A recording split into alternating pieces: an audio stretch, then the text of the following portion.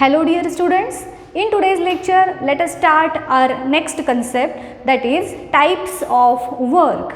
So before starting the concepts, I am going to share some examples with you which are related to these types of works.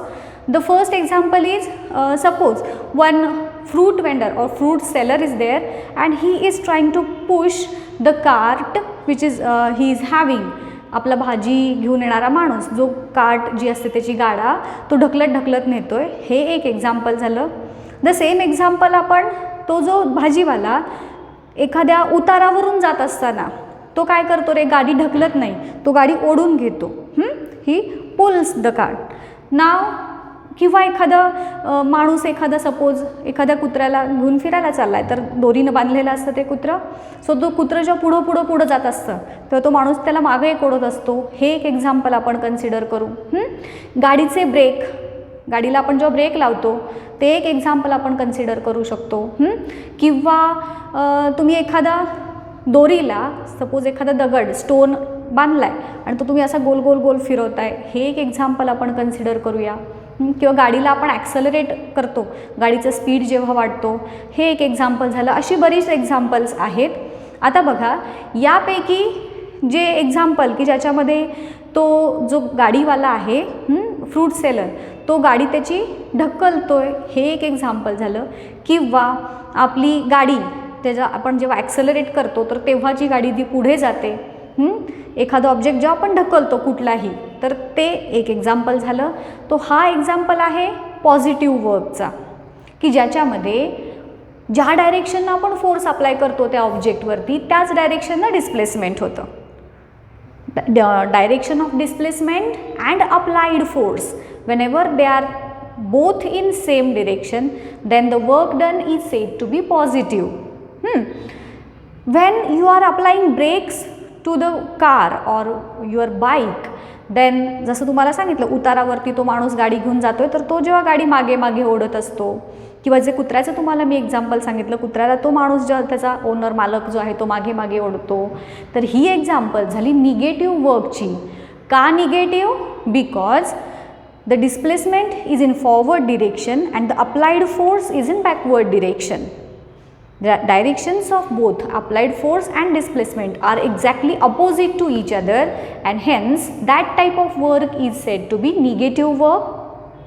Whereas मी जे मगाशी तुम्हाला सांगितलं की दोरीला तुम्ही एक stone गुंडाळला आणि जेव्हा तुम्ही गोल फिरवता, हे एक एक्झाम्पल असेल. किंवा माझ्यासमोर ही भिंत आहे आणि त्या भिंतीला मी खूप जोरजोरात पुश करते आहे, बट स्टील ती जी वॉल आहे ती काय जागची हालत नाही. सो या केसमध्ये जे वर्क डन आहे it is considered as negative work, zero work. कारण तुम्ही कितीही फोर्स अप्लाय केला तरीसुद्धा त्या ऑब्जेक्टचं डिस्प्लेसमेंट होत नाही. So that kind of work is considered as zero work. So the three main types of works are positive, negative and zero. Let us see these types of works one by one.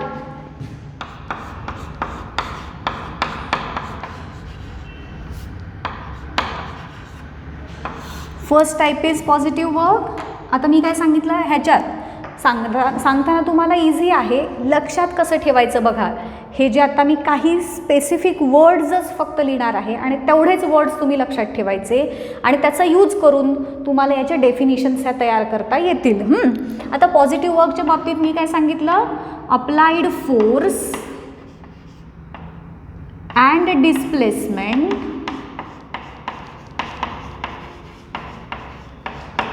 यांची direction same.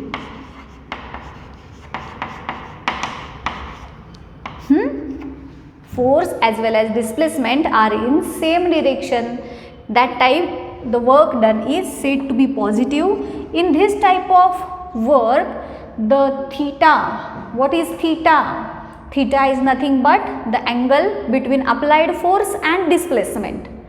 आपण ह्याच्या आधीच्या लेक्चर्समध्ये बघितले ना, जेव्हा force आणि displacement यांच्यामध्ये एक स्पेसिफिक अँगल असतो त्याला आपण थीटा म्हटलं होतं. Here in the case of positive work the value of theta is zero. का बरं झिरो? कारण ज्या डायरेक्शनला फोर्स आहे त्याच डायरेक्शनला डिस्प्लेसमेंट होतं आहे. So there is no angle. between the applied force and the displacement and hence the theta will be 0 degree. आता बघा हे लक्षात ठेवताना कशी तुम्ही नुसत्या एका छोट्याशा डायग्रॅमचा यूज करून देखील तुम्ही लक्षात ठेवू शकता. मी तुम्हाला दोन्ही वेज दाखवलेत, त्यातलं कुठल्याही एका वेचा यूज करून तुम्ही हा पॉझिटिव्ह वर्क हे लक्षात ठेवू शकता. हा सपोज ऑब्जेक्ट आहे. हिअर मी कसं दाखवते बघा. ह्या ॲरोचा अर्थ काय, या डिरेक्शनला आहे काय आहे फोर्स, आणि जर ह्याच डिरेक्शनला डिस्प्लेसमेंट पण होत असेल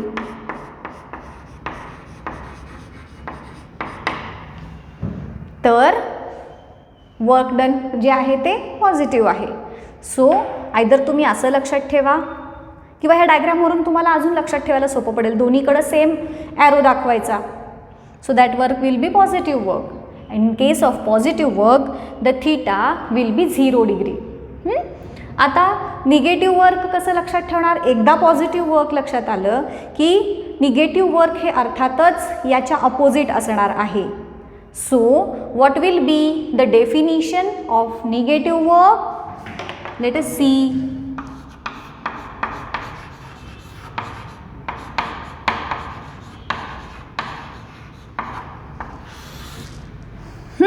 तुम्हाला काय वाटतं काय असणार डेफिनिशन रे. फोर्स अँड डिस्प्लेसमेंट यांच्या दोघांच्या मध्ये असणारा फक्त हा वर्ड तुम्ही चेंज करायचा. काय येईल तिथे. The force and displacement are in opposite direction. So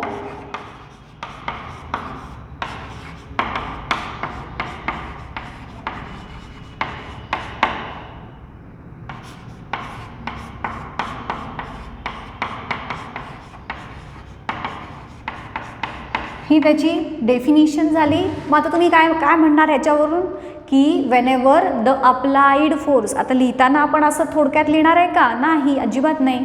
so while writing the definition of positive work or negative work, what we will write? We will write as whenever the direction of applied force and displacement are in the same direction, then or तुम्ही असं पण म्हणू शकता. तुमच्या टेक्स्टबुकमध्ये कसं दिलं आहे की whenever the applied force causes displacement of an object in the direction of applied force असं देखील म्हणू शकता तुम्ही. जे सोपं आहे ते तुम्ही लक्षात ठेवा.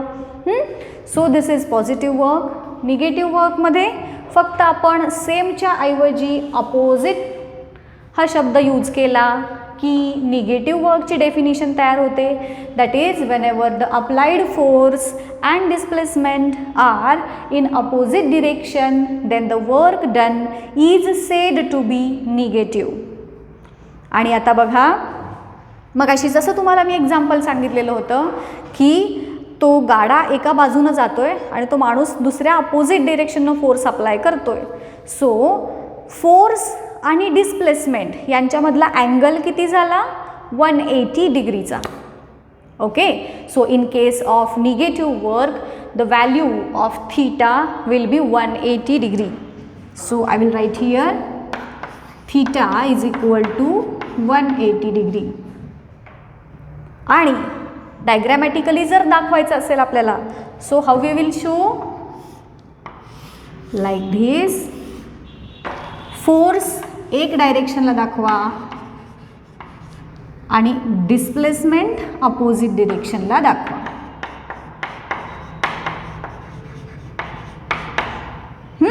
So this is negative work. माझ्या मते तुम्हाला डायग्रामवरून लक्षात ठेवायला इझी पडेल. एका डायरेक्शनला फोर्स एका डायरेक्शनला displacement that will be negative work. आणि झिरो वर्क सांगताना याच्यामध्ये आपण काय लिहायचं बघा. The next one is zero work.